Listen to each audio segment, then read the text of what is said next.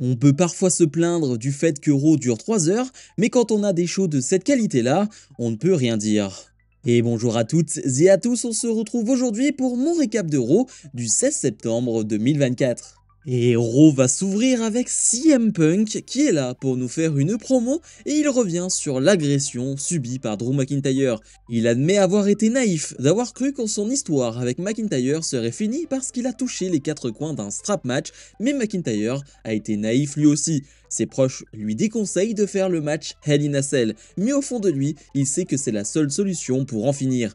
Il s'adresse ensuite à McIntyre pour lui dire qu'il compte le faire saigner et que s'il veut se débarrasser de lui, McIntyre va devoir le tuer. « Je suis prêt à mourir, à sentir mon cœur s'arrêter », dit-il. Si ma carrière doit s'arrêter là, qu'il en soit ainsi, avant de lui donner rendez-vous en enfer. On est peut-être sur l'une des promos de l'année et pourtant elle n'est pas hyper longue, mais qu'est-ce qu'elle est intense, qu'est-ce qu'elle est géniale. On sent un CM Punk impliqué qui n'est pas là pour rigoler, il n'est pas là pour plaisanter, il n'est pas là pour faire un bon jeu de mots, non. Il est là pour dire qu'il est prêt à mourir sur le ring, il est prêt à tout faire pour battre Drew McIntyre dans ce match Hell in a Cell. C'était sublime, j'y ai repensé toute la semaine et j'en avais pas parlé la semaine dernière, mais il est vrai qu'avec du recul, je trouve ça dommage que ce soit Adam Pearce qui ait annoncé que CM Punk voulait faire un Hell in a Cell. Je trouve que clairement, si cette semaine CM Punk était venu pour nous dire je veux un match Hell in a Cell face à McIntyre, ça aurait eu plus d'impact. C'est vrai qu'en y repensant, je trouve ça un peu dommage et ça atténue un peu l'impact du mot et de la stipulation Hell in a Cell de l'avoir fait annoncer par le General Manager. Pete Dunne fait face à Sheamus dans un combat de 7-8 minutes, un match qui va être tout simplement excellent avec une ambiance génialissime, vraiment une ambiance incroyable tout au long du combat, un public qui va être à fond derrière Sheamus, qui va vraiment le soutenir de A à Z malgré les difficultés du combat et c'est un match qui vraiment répond aux attentes. On a une rivalité qui dure depuis des semaines et des semaines, deux catcheurs qui se détestent, deux catcheurs qui coûtent des opportunités à l'autre catcheur et donc forcément, on est sur quelque chose d'assez personnel, on est sur un match où on va frapper plutôt fort, on va être sur une bonne bagarre entre les deux, on y rajoute en plus de cela la technique d'un Pete Dunne, la férocité d'un Sheamus, et ça donne un superbe match. On retiendra quelques prises comme le power slam du haut de la 3e corde de la part de Sheamus qui ne va simplement faire que 2,99 et puis la fin de match où Pete Dunne va réussir à surprendre Sheamus. Il va faire venir sur le ring un sceptre, Sheamus hésite à l'utiliser, l'arbitre va tourner le dos et puis Pete Dunne va utiliser un autre objet pour s'en prendre à Sheamus. L'arbitre n'a rien vu, Pete Dunne en profite et remporte ce combat. Clairement, avec cette fin de match, on peut se douter que cette histoire n'est pas terminée entre les deux et qu'elle se terminera sans doute avec une bonne stipulation et franchement, on en redemande. Natalya fait face à Zoey Stark. Je rappelle que la semaine dernière, Natalya a fait son retour et a fait abandonner Zoey Stark dans un match 3 contre 3, c'est pour cela qu'on a ce combat qui va durer 4 minutes et il était correct. Honnêtement, j'ai passé un moment correct devant ce match. Le public est encore une fois plutôt investi derrière Natalya. On a un bon public ce soir, il faut bien le noter parce que c'est pas toujours le cas, mais le match va pas aller très loin. On a quelques enchaînements techniques qui sont plutôt cool, une Zoey Stark qui va frapper plutôt fort, qui va nous sortir un springboard dropkick sur Natalya, mais ça ne va pas aller plus loin. Après un enchaînement de roll-up et de tombée, c'est Natalya qui va surprendre Zoey Stark pour prendre cette victoire. Encore une défaite pour le clan de Sonya Deville qui les enchaîne et les enchaîne et les enchaîne. Clairement, on n'a pas réellement envie de les rendre crédibles. Jey Uso est sur le ring pour une promo en vue de son match de championnat intercontinental contre Bron Breakker. Il attend un match de championnat solo depuis qu'il a quitté la Bloodline et qu'il est à Raw et il n'a besoin de l'aide de personne. Justement, le champion intercontinental Bron Breakker va l'interrompre, il lui a dit de rester loin de lui, mais il insiste. Il sait qu'il est là depuis longtemps et qu'il veut prouver qu'il peut enfin se débrouiller seul. Mais Breakker, lui, se vante d'en avoir fait plus que lui en 6 mois que Jey Uso en 14 ans à la WWE. Il n'a pas eu besoin de son père ou de son oncle ou de son nom. Il s'est battu pour son titre. Il va se charger de montrer au monde à quel point Jey Uso est mauvais la semaine prochaine. Jey Uso rappelle à Bron Breakker qu'il gagnait déjà des titres il y a 14 ans lorsque Bron Breakker portait des couches. La semaine prochaine, il promet de le promener comme un chien et que son run de champion intercontinental sera aussi court que son run en NFL. Bron Breakker va alors être énervé et va tenter de le frapper, mais Breakker va se faire contrer par un spear de la part de Jey Uso pour clôturer ce segment. Encore une belle promo lors de ce show. J'adore l'attitude de Jey Uso qui dans un premier temps est plutôt cool, plutôt très souriant quand il n'y a pas Bron Breakker, mais dès que Bron Breakker va le tacler, dès que Bron Breakker va y aller, va essayer de le rendre un peu fou, eh bien Jey Uso là va répondre sérieusement. Et j'aime cette facette là de Jey Uso, j'aime les promos de Jey Uso avec les yeets, etc. Mais lorsqu'il est sérieux, lorsqu'il y va réellement, lorsqu'il montre qui il est réellement, ce qu'il a réellement au fond de lui, eh bien ça devient tout de suite meilleur. Et là, la promo entre les deux m'a donné encore plus envie de voir ce combat qui aura lieu donc la semaine prochaine à Raw. On n'aura pas ce combat lors d'un PLE. Et est-ce que vraiment on y croit à cette victoire de Jey Uso? Est-ce que Jey Uso peut battre Bron Breakker et devenir le nouveau champion intercontinental?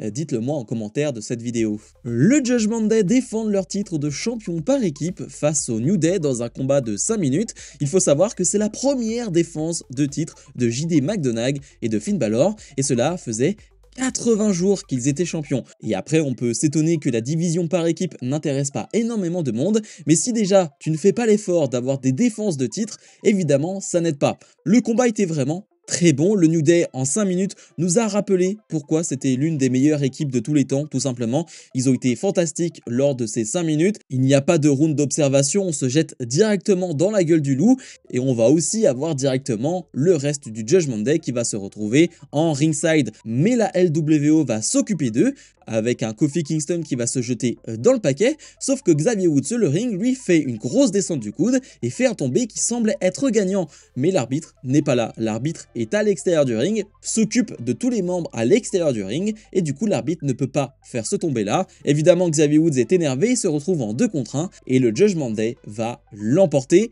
Intéressant de voir qu'après le combat on a Xavier Woods qui est énervé, vraiment très énervé, même au backstage il va s'en prendre à la LWO verbalement, mais Kofi Kingston va lui dire que c'était un plan de sa part d'avoir la LWO de son côté, et Xavier Woods n'arrive pas à comprendre. Il lui dit on n'a jamais eu besoin d'aide auparavant, et là tu demandes l'aide de la LWO, mais Kofi va lui dire eh bien qu'avant ils avaient Biggie, et maintenant ils ne l'ont plus, mais sauf que Xavier Woods va le prendre très mal, et va dire que selon lui, Kofi Kingston n'a pas confiance en lui, et c'est pour ça qu'il a besoin d'appeler d'autres personnes. On voit un Xavier Woods qui est très tendu, très énervé, et on en parlait il y a quelques semaines d'un Xavier Woods qui pourrait possiblement quitter le New Day, qui pourrait se retourner contre Kofi Kingston. Ça me gênait parce que c'était dans l'histoire du Final Testament que je trouvais nulle et redondante. Maintenant on n'est plus dans cette histoire-là.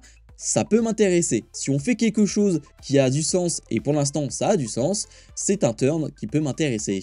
Bronson Reed devait faire face à Braun Strowman, mais le combat ne va pas réellement avoir lieu parce qu'au bout de quelques secondes, alors que la cloche n'a même pas encore sonné, eh bien la 3e corde du ring va s'enlever. Et oui, les deux sont très énervés. Braun Strowman, lui, veut se venger de ce qui s'était passé il y a quelques semaines avec un Bronson Reed qui l'avait détruit, qui l'a détruit aussi la semaine dernière. Et là, les deux sont prêts à se bagarrer pendant des mois, et c'était incroyable parce que dans un premier temps on a Braun Strowman qui va réussir à prendre le dessus, sauf que Bronson Reed va balancer un gars, n'importe qui, on ne sait même pas c'est qui, sur Braun Strowman, et puis Strowman va faire passer Bronson Reed à travers la barricade, ce qui est déjà pas mal en soi, mais ça va continuer. On va même aller en backstage alors que la sécurité, les officiels sont présents, mais clairement ça ne suffit pas pour arrêter ces deux bulldozers. On va passer à travers une table et puis ensuite on va tout simplement passer à travers un mur pour terminer le segment. Les deux hommes sont au sol et ne peuvent plus se relever. C'est un régal pour le moment, chaque interaction physique entre les deux, c'est magique. Mon rêve, c'est qu'on ait un segment entre les deux ou un match où finalement le ring va se casser. Ça fait un moment qu'on n'a pas eu le ring qui se cassait littéralement. J'avoue que un Braun Strowman, Bronson Reed qui se termine avec un ring qui se casse, ça me ferait plaisir. Sami Zayn est sur le ring pour une promo. Il revient sur son échange avec Bret Hart la semaine dernière, mais regrette toujours le refus de Gunther dont il ne croit pas les arguments qu'il avance pour refuser le challenge. Il pense que Gunther le craint, qu'il se souvient de ce qu'il s'est passé à WrestleMania 40 et qu'il a peur que cela se reproduise. Ludwig Kaiser l'interrompt et vient lui dire que tout cela n'a pas de sens, que Gunther est le champion le plus dominant de l'histoire et qu'il vient sauver Sami Zayn de la pire humiliation de sa vie. Il sait que la victoire de Zayn à WrestleMania est le plus grand moment de sa carrière, mais ajoute que les miracles ne se produisent pas deux fois.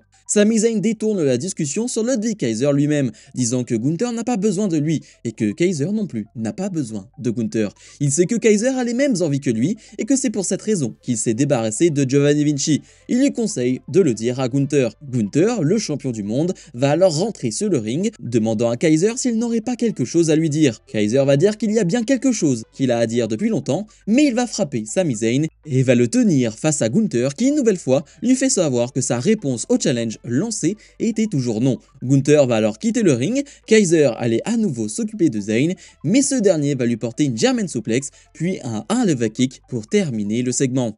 Toujours pas d'officialisation donc pour Sami Zayn face à Gunther, on l'attend pour Bad Blood mais pour le moment Gunther refuse de l'affronter. Au moins on a un petit changement parce que l'histoire est assez classique sinon de base, même on a un Sami Zayn qui essaye de détourner Ludwig Kaiser, on a un Sami Zayn qui essaye de faire en sorte que Kaiser se retourne un peu contre Gunther. Bien sûr ça ne va pas fonctionner, Kaiser est bien trop attaché à Gunther et ça n'aurait aucun sens de le faire tourner à ce moment là, mais en tout cas Sami Zayn essaye de semer des graines, essaye de troubler un peu Gunther et essaye surtout d'avoir le challenge accepté par Gunther parce que pour le moment le match n'est pas officiel, on va espérer qu'il le soit quand même pour Bad Blood. Bianca Belair fait face à Io Sky. Alors dans un premier temps on devait avoir Bianca Belair face à Kairi Sane, mais elle est blessée à l'œil et donc du coup on se retrouve avec Bianca Belair face à Io Sky et je ne sais pas pour vous mais je ne me lasserai jamais d'un Belair Sky. Les matchs sont toujours fantastiques entre les deux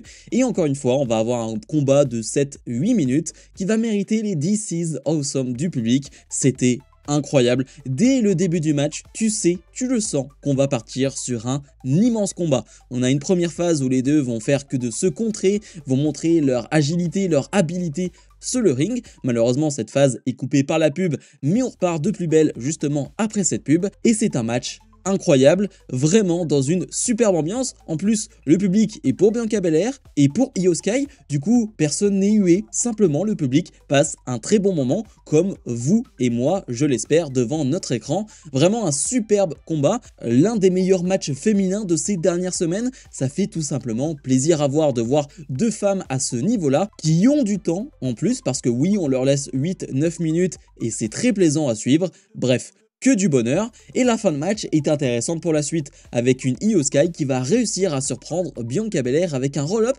et donc remporter ce combat, ce qui clairement va donner une opportunité à Damage Control au titre de Belair et Cargill, et ça aussi c'est tant mieux. On attendait ce match entre Damage Control, Belair et Cargill depuis un moment, et il va bien arriver dans les prochaines semaines.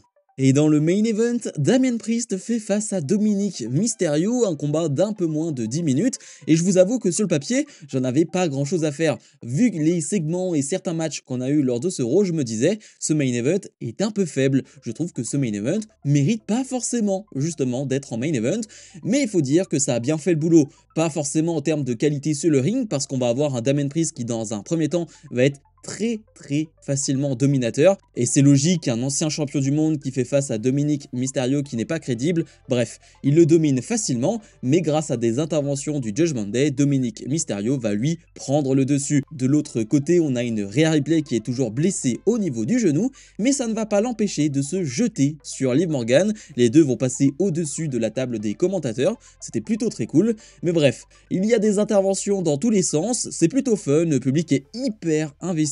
Une nouvelle fois, il faut le répéter, superbe public ce soir, et finalement Damian Priest va l'emporter. Sauf qu'après le combat, le Judgment Day va s'en prendre directement à Priest, Ripley veut revenir sur le ring en s'en prenant à Dominic, mais évidemment Liv Morgan va s'en prendre à elle. La musique de Jey Uso va retentir et il pense pouvoir les sauver, sauf que Jey Uso il se retrouve devant le ring et quelqu'un va le détruire, et ce quelqu'un c'est Bron Breakker qui va lui porter un énorme spear. J'ai adoré et je trouve ça totalement sensé de la part de Bron Breakker qui s'est pris un spear plus tôt dans la soirée et qui là peut se venger. On a un Jey Uso qui est pas totalement focus sur son histoire, mais qui aussi est focus sur l'histoire de Rhea Ripley et Damien Priest, et ça lui coûte très cher ce soir. Finalement, le Judgment Day va passer à tabac Rhea Ripley et Damien Priest pour terminer le show. Bref, sur le papier, ça ne me plaisait pas énormément, mais je dois le dire, c'était plutôt très divertissant. Bilan de ce Raw, et bien de mon côté on sera sur un 9 sur 10, encore une fois j'ai trouvé ça hyper qualitatif et j'en parlais dans mon introduction, c'est vrai que Raw dure 3 heures et parfois ça peut être long, ça peut être ennuyant, mais on doit le dire, en ce moment c'est plutôt très bon et justement on se sert bien de ces 3 heures pour bien les remplir et on sait que d'ici quelques semaines Raw va passer à 2 heures et je me demande à quel point ça va impacter la qualité du show, je me pose vraiment cette question. Mais oui, on a eu des matchs de grande qualité, le Sheamus Pete Dunne, évidemment le Bianca Belair Io Sky qui est clairement pour moi le match de la soirée, et puis de super promos, je retiendrai surtout celle de CM Punk qui est pour moi l'une des meilleures de l'année. Bref, comme d'habitude je vous invite à mettre un maximum de pouces vers le haut, à vous abonner, et nous on se retrouve dès demain pour mon récap de NXT. Salut salut.